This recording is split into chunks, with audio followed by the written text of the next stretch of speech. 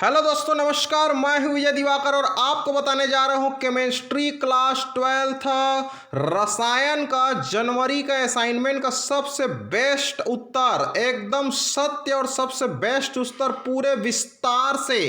पहली बार आपको ऐसा उत्तर मिल रहा है जो सबसे बेस्ट, सटीक और पूरे विस्तार से है। एक एक पॉइंट को बताया गया है एकदम डिटेल में, ताकि आपकी बोर्ड एग्जाम की तैयारी अच्छे से हो सके।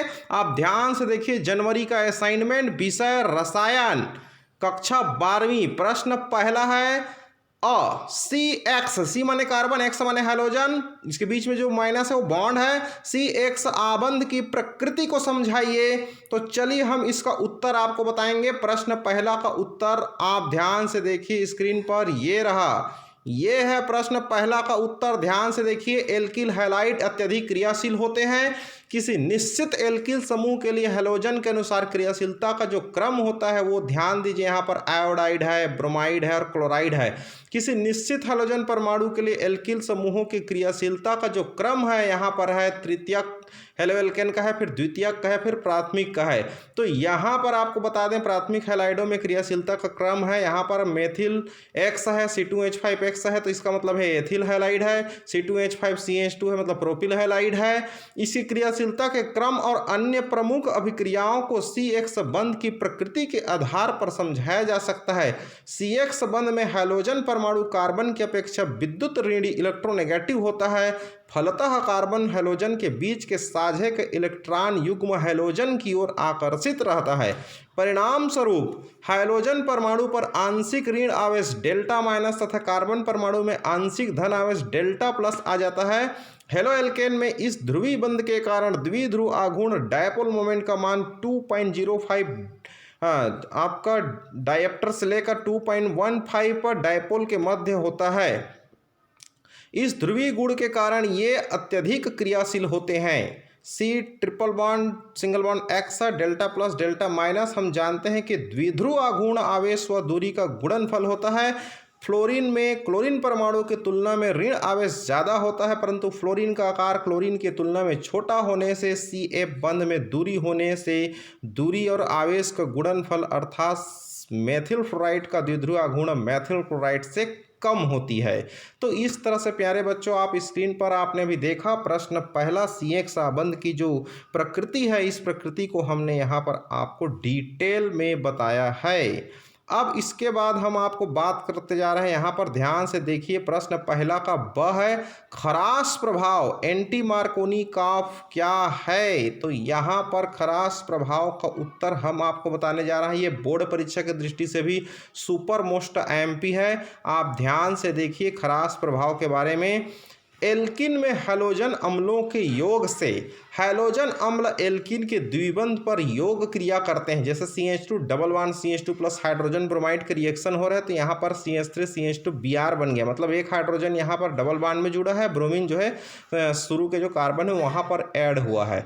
एल्किन में हाइड्रोजन हैलाइड का योग मार्कोनी का नियम के अनुसार होता है। इस नियम के अनुसार जब द्विबंध पर योग होता है तो जुड़ने वाले अणु का ऋणात्मक भाग उस कार्बन परमाणु पर जुड़ता है जिस पर हाइड्रोजन परमाणु की संख्या सबसे कम होती है। CH3 CH double bond CH2 में अगर हम हाइड्रोजन ब्रोमाइड का रिएक्शन कराएं तो यहाँ बीच वाले कार्बन में हाइड्रोजन सिर्फ एक ही है, अर्थात वहीं पर हाइड्रोजन ब्रोमाइड के जो ऋणात्मक भाग ब्रोमीन है उसका योग होगा।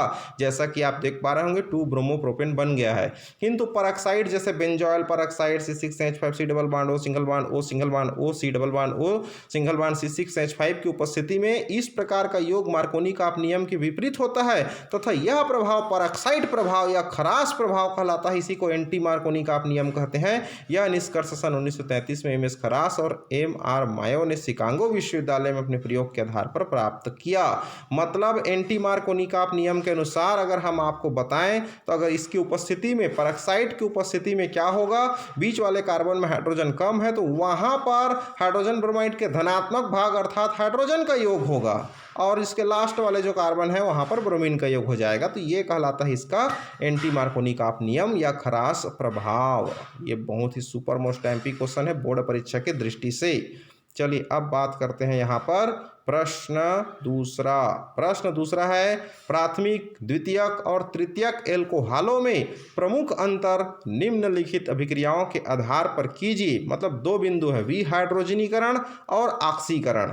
तो यहाँ पर विहाइड्रोजनीकरण माने हाइड्रोजन निकलेगा, ऑक्सीकरण माने ऑक्सीजन जुड़ेगा। इसके आधार पर प्राथमिक, द्वितीयक, तृतीयक, प्राइमरी, सेकेंडरी और टर्जरी एल्कोहल के जो डिफरेंस है वो हम आपको बताने जा रहे हैं। ध्यान से देखिए यहाँ पर सबसे पहले बात करते हैं प्राथमिक एल्कोहल क्या है, द्वितीयक क्या है और तृतीयक क्या है, इसकी पहचान। प्राथमिक एल्कोहल के कार्बन में देखिए यहाँ पर OH समूह जुड़ा है और इस कार्बन से सिर्फ एक ही कार्बन जुड़ा है, मतलब R जुड़ा है, R का कार्बन जुड़ा है। द्वितीयक एल्कोहल में क्या है, उस कार्बन में दो एल्किल जुड़े हैं, मतलब उसमें दो कार्बन जुड़े हैं। तृतीयक एल्कोहल के जो कार्बन है जिसमें OH समूह जुड़ा है उसमें तीन कार्बन जुड़े हैं, मतलब तीन एल्किल जुड़े हुए हैं। तो ये तीनों का एक संरचना सूत्र पहले हमने बताया। अब इस तीनों का डिफरेंस हम आपको बताने जा रहे हैं, ध्यान से देखिए। पहला बिंदु हम बात करते हैं विहाइड्रोजनीकरण से रिलेटेड। तो उत्प्रेरकीय विहाइड्रोजनीकरण में भी OH समूह के हाइड्रोजन परमाणु के साथ अल्फा हाइड्रोजन परमाणु निकलता है, अतः यह ऑक्सीकरण के एक स्वरूप है। उदाहरण के लिए जब Cu के साथ 300 डिग्री सेंटीग्रेड पर गर्म किया जाता है तब प्राथमिक एल्कोहल से एल्डिहाइड और द्वितीयक एल्कोहल से कीटोन बनती है। अगर हम प्राथमिक एल्कोहल की बात करें तो प्राथमिक एल्कोहल एल्डिहाइड और हाइड्रोजन देती है। यहाँ पर RCH2 सिंगल बॉन्ड OH ये आपको प्राथमिक एल्कोहल है। अगर इसमें कॉपर की उपस्थिति में 300 डिग्री सेंटीग्रेड इसको हम लोग हीट कर दें तो यहाँ पर एल्डिहाइड बन जाएगा और हाइड्रोजन गैस उत्पन्न होगा। लेकिन सेकेंडरी एल्कोहल जो होता है, द्वितीयक एल्कोहल होता है, वो कीटोन देता है और हाइड्रोजन देगा। तो यहाँ पर अगर हम सेकेंडरी एल्कोहल की अगर हम बात करें तो देखिए यहाँ पर आप देख पा रहे होंगे स्क्रीन पर RCH2ROH ये सेकेंडरी एल्कोहल है। तो यहाँ पर कॉपर को उपस्थिति में 300 डिग्री सेंटीग्रेड पर गर्म करेंगे तो इसमें ऑक्सीजन का जुड़ जाएगा और यहाँ से H2 बाहर निकलेगा, मतलब ये कीटोन दे देता है। इसी तरह से अगर हम बात करें तो यहाँ पर तृतीयक एल्कोहल में विहाइड्रोजनीकरण के स्थान पर निर्जलीकरण हो जाता है और एल्कीन बनता है। मतलब देखिए यहाँ पर तृतीयक एल्कोहल है CH3 COH में कॉपर की उपस्थिति में अगर 300 डिग्री सेंटीग्रेड पर गर्म करें तो इसमें क्या होती है, इसका OH और इसका साइड से अगर एक हाइड्रोजन निकाल दिया जाए तो वाटर निकल जाता है, मतलब निर्जलीकरण हो जाती है। और यहाँ पर देखिए यहाँ डबल बॉन्ड बन गया, मतलब एल्कीन का तैयार हो गया। तो इस तरह से ये तीनों में डिफरेंस बना देता है ये। अब हम बात करें यहाँ पर इसका ऑक्सीकरण से रिलेटेड। तो अगर हम ऑक्सीकरण में देखें तो एल्कोहल में ऑक्सीकरण का अर्थ एक हाइड्रोजन अणु का निकलना है, सीधी सीधी बात है। ऑक्सीजन जुड़ेगा, हाइड्रोजन निकलेगा। अतः एल्कोहल में ऑक्सीकरण प्रक्रम निम्नानुसार होती है, जैसे कि आप देख पा रहे होंगे हाइड्रोजन जो है अपना इलेक्ट्रॉन लेकर के हाइड्रोजन एक प्लस देकर के ऑक्सीजन के साथ जुड़ के वाटर बना दिया। महत्वपूर्ण ऑक्सीकारक है यहाँ पर पोटेशियम डाइक्रोमेट है, सल्फ्यूरिक अम्ल है, ये अम्लीय, क्षारीय, उदासीन, KMnO4, पोटेशियम परमैंगनेट, नाइट्रिक अम्ल है, सिल्वर, कॉपर आदि होते हैं। भिन्न ऑक्सीकरण क्रियाफल निम्न होते हैं। यहाँ पर आप देख पा रहे होंगे यहाँ पर इस तरह से ये एल्कोहल की प्रकृति है। प्राथमिक एल्कोहल यह पहले एल्डिहाइड में एवं फिर अम्ल में परिवर्तित होता है। दोनों में कार्बन परमाणु की संख्या वास्तविक एल्कोहल में उपस्थित संख्या के समान होती है। आप देख पा रहे होंगे स्क्रीन पर प्राथमिक एल्कोहल, फिर उसके बाद है आपके ऑक्सीकरण के द्वारा एल्डिहाइड बन गया, फिर ऑक्सीकरण कराया तो कार्बोक्सिलिक अम्ल बन गया, फिर उसके बाद इसका ऑक्सीकरण करा दिया। देखिए एल्कोहल का यहाँ पर एग्जांपल लेकर के तो एथिल एल्कोहल से एसिटाल्डिहाइड बन गया, एसिटाल्डिहाइड से एसिटिक अम्ल बन गया। ये हो गया आपका प्राथमिक एल्कोहल के बारे में। अगर इसी को हम लोग बात करें द्वितीयक एल्कोहल में तो यह कीटोन में ऑक्सीकृत होता है एवं कीटोन सरलता से अम्ल में परिवर्तित नहीं हो सकता। प्रबल ऑक्सीकरण पर कीटोन का विघटन अम्ल में होता है, अतः कार्बन परमाणु की संख्या कीटोन तथा समान रहती है, किंतु अंतिम क्रियाफल अम्ल में कार्बन परमाणु की संख्या कम होती है। यह एल्कोहल के ऑक्सीकारक अवरोहक अभिक्रिया है। जैसे आप देख पा रहे होंगे सेकेंडरी एल्कोहल है, इसका ऑक्सीकरण करवाया गया तो वाटर निकल गया, अब यहाँ पर कीटोन का निर्माण हो गया। फिर इसका ऑक्सीकरण कराया तो यहाँ पर एसिटिक अम्ल और फार्मिक अम्ल का निर्माण हो रही है। तो इस तरह से ये बनता है द्वितीयक एल्कोहल का बात करें तो। अब इसके बाद हम लोग ध्यान दें यहाँ पर तो तृतीयक एल्कोहल जो होती है इसमें विस्थापन के लिए अल्फा हाइड्रोजन परमाणु नहीं होता साइड में, अतः ऑक्सीकारक क्रियाफल वास्तव में अवरोहण क्रियाफल होती है, यहाँ पर ऑक्सीकरण नहीं हो पाता है। ध्यान दीजिए यहाँ पर पोटेशियम परमैंगनेट की उपस्थिति में यहाँ पर क्या हो रही है, तीव्र ऑक्सीकरण कराने के लिए नाइट्रिक अम्ल का जब हम प्रयोग करते हैं तो यहाँ से वाटर निकलता है और ये आपका आइसोब्यूटीन बन गया। फिर इसका ऑक्सीकरण कराया तो ये एसीटोन बन गया, फिर फार्मिक अम्ल बन गया। फिर इसका नाइट्रीकरण जब करवा देते हैं फार्मिक अम्ल का तो फिर से ये एसिटिक अम्ल बन जाती है। तो इस तरह से आपने इसका देखा। अब ध्यान देते हैं यहाँ पर नेक्स्ट प्रश्न की तरफ। देखिए यहाँ पर पुनः बताया गया है शब्दों में ऑक्सीकरण विधि के बारे में प्राथमिक जो एल्कोहल होती है वो क्रमशः एल्डिहाइड और अम्ल बना लेता है, इसमें कार्बन परमाणु की संख्या समान होती है। और द्वितीयक एल्कोहल कीटोन बनाता है जो पुनः प्रबल ऑक्सीकरण पर अम्ल बनाते हैं, कार्बन परमाणु की संख्या कम होती है। और तृतीयक एल्कोहल जो होती है साधारण परिस्थितियों में अंतर्गत ऑक्सीकृत नहीं होता, किंतु विशेष परिस्थितियों में अणु को कम कार्बन परमाणु वाले कीटोन और अम्ल में विघटित कर देता है। दूसरा है विहाइड्रोजनीकरण की बात करें तो यहाँ पर इसी का पूर्वानुसार जब एल्कोहल की वाष्प को 300 डिग्री सेंटीग्रेड पर तप्त कॉपर नलिका में प्रवाहित करते हैं तब भिन्न विहाइड्रोजनीकरण क्रियाफल देते हैं। एल्कोहल से एल्डिहाइड, एल्कोहल द्वितीयक एल्कोहल से प्राथमिक एल्कोहल से एल्डिहाइड, द्वितीयक एल्कोहल से कीटोन और तृतीयक एल्कोहल से निर्जलीकृत होकर एल्कीन देती है। अब इसके बाद आती है नेक्स्ट प्रश्न, ध्यान दीजिए प्रश्न तीसरा अ, विलियमसन की अविरल इथरीकरण की विधि का केवल समीकरण लिखिए। तो ये है विलियमसन की जो सतत इथरीकरण है, इसके बारे में हम आपको बता रहे हैं। ध्यान दीजिए, यहाँ पर बहुत ही बेहतरीन आंसर है। एल्कोहल का निर्जलीकरण क्रिया कुल मिलाकर के विलियमसन का सतत इथरीकरण है। जब एथिल एल्कोहल को अधिकता में सांद्र सल्फ्यूरिक अम्ल के साथ गर्म किया जाता है तो दो एल्कोहल के बीच से एक जल के अणु का अलग होकर के ईथर बन जाता है। तो यहाँ पर देखिए C2H5OH plus HO C2H5 ethyl alcohol है कि दो अणु है। यहाँ पर सांद्र H2SO4 की उपस्थिति में 140 डिग्री सेंटीग्रेड पर गर्म किया तो वाटर निकल गया इसके बीच के परमाणु से और ये ईथर बन गया। ठीक, इसके लिए निम्न सावधानी आवश्यक है। एल्कोहल अधिकता में होनी चाहिए तो तापक्रम 140 डिग्री होनी चाहिए। द्वितीयक एल्कोहल तृतीयक एल्कोहल का उपयोग नहीं किया जाना चाहिए क्योंकि इसमें एल्कीन बन जाते हैं। निर्जलीकरण की क्रियाशीलता का क्रम निम्नानुसार है, प्राथमिक, द्वितीयक और तृतीयक। इसका क्रियाविधि भी आप लिख सकते हैं, अच्छा नंबर मिलेगा।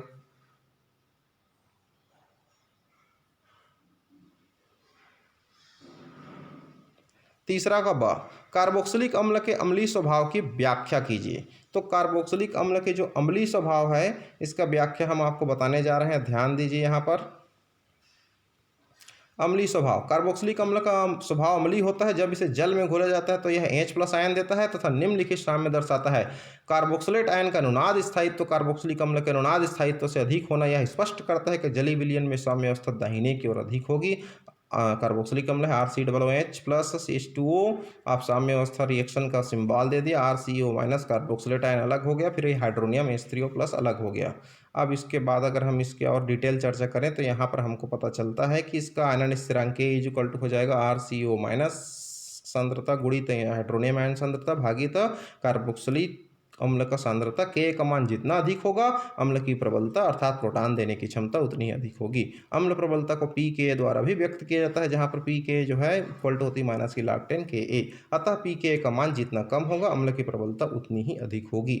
अम्लीय लक्षण का कारण, COOH समूह का हाइड्रोजन परमाणु अम्लीय प्रकृति का होता है क्योंकि OH के बीच का बंध दुर्बल होता है। अतः अम्ल की निम्नलिखित अनुनादी संरचनाएं देखने पर हमें पता चलता है कि RC+O में से यहाँ से ऑक्सीजन अपना लोन पेयर ऑफ इलेक्ट्रॉन जो है CO बॉन्ड में ट्रांसफर करता है, फिर यहाँ से C+O का जो बॉन्ड है टूट करके ऑक्सीजन की तरफ आपको नेगेटिव आ जाती है, मतलब इलेक्ट्रॉन एक्सेप्ट कर लेता है। तो यहाँ से हाइड्रोजन जो है OH बंध दुर्बल होने के लिए पर्याप्त उसको हाइड्रोजन को निकलने के लिए प्रोटॉन दाता के रूप में वो निकल जाता है। जब हाइड्रोजन अलग हो जाएगा तो शेष बचा कार्बोक्सिलेट आयन तो और भी अधिक अनुनाद स्थायित्व प्राप्त कर लेगा। प्रश्न चौथा, प्रयोगशाला में एसीटोन बनाने की विधि का वर्णन निम्न बिंदुओं के आधार पर कीजिए। सबसे पहला बिंदु है उपकरण का नामांकित चित्र और दूसरा बिंदु है रासायनिक अभिक्रिया। तो इसका डिटेल में हम आपको उत्तर बताने जा रहे हैं। यहाँ पर ध्यान दीजिए, ऐसा डिटेल उत्तर आपको कहीं नहीं मिलने वाला है। ये चित्र आप बिल्कुल बनाइएगा प्यारे बच्चों, और हमारी मेहनत को ध्यान में रखते हुए आपसे निवेदन है कि कम से कम आप हमारी इस एक बार कमेंट करके थैंक यू बोल सकते हैं या कम से कम एक बार लाइक कर दीजिए। इस तरह से आपको केमिस्ट्री का सुपर मोस्ट एमपी क्वेश्चन भी आपको मिलेगा हमारे चैनल के माध्यम से। बोर्ड परीक्षा में आने लायक सुपर मोस्ट एमपी क्वेश्चन का वीडियो भी मिलेगा। इसके लिए आप हमारे चैनल को सब्सक्राइब करें, बेल आइकन को दबा कर रखें ताकि आपको बोर्ड परीक्षा की तैयारी अच्छे से हो जाए क्लास 12th की। इसके लिए आपको सभी विषय का इम्पॉर्टेंट क्वेश्चन भी हमारे चैनल के माध्यम से कुछ ही दिनों में आपको मिलने जा रही है। इसके लिए आप नोटिफिकेशन आपको मिलेगी, इसके लिए आप सब्सक्राइब करें, कम से कम 5 मित्रों को फॉरवर्ड करके रखें। चित्र के बाद आता है प्रयोगशाला में एसीटोन निर्जल कैल्शियम एसीटेट के शुष्क आसवन से बनाया जाता है। यहाँ पर देखिए CH3COO के ये है आपका एसीटेट है और यहाँ पर कैल्शियम जुड़ा है तो इसको कैल्शियम एसीटेट कहेंगे और उसमें की उपस्थिति में ये बन गया आपका acetone CH3CO CH3 plus CaCO3। चित्रानुसार उपकरण तैयार करके कांच या धातु की रिटार्ट में निर्जल कैल्शियम एसीटेट लेकर गर्म करते हैं। एसीटोन की वाष्प बनती है जो संघनित्र में संघनित होकर के ग्राही में एकत्रित हो जाता है। यह एसीटोन अशुद्ध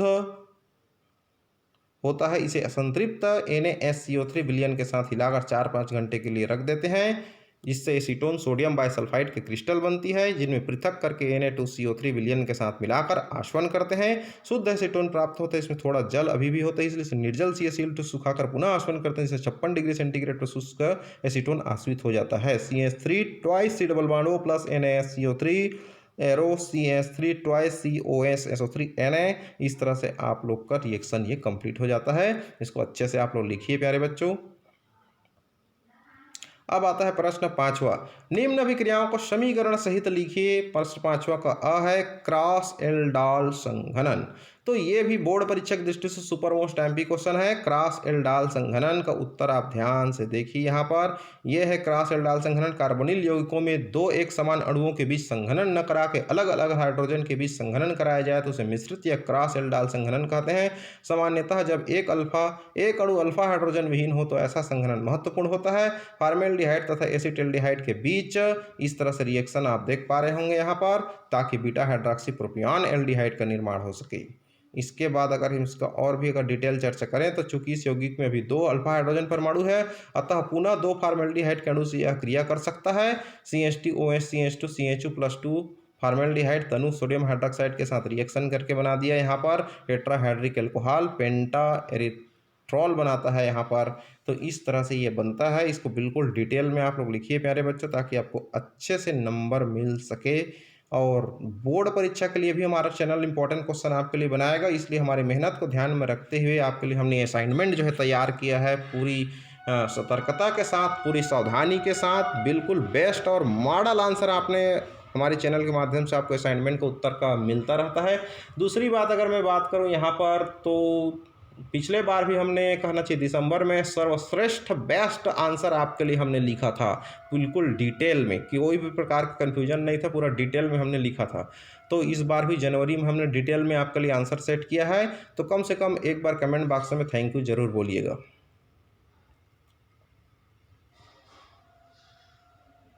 अब आती है प्रश्न 5वां का ब गाटरमैन कोच रिएक्शन। तो गाटरमैन कोच रिएक्शन का ध्यान से देखिए। यहाँ पर जब बेंजीन को कार्बन मोनोऑक्साइड तथा HCl के साथ निर्जल AlCl3 या COCl की उपस्थिति में अभिकृत किया जाता है तो यहाँ पर बेंजल्डिहाइड बनता है।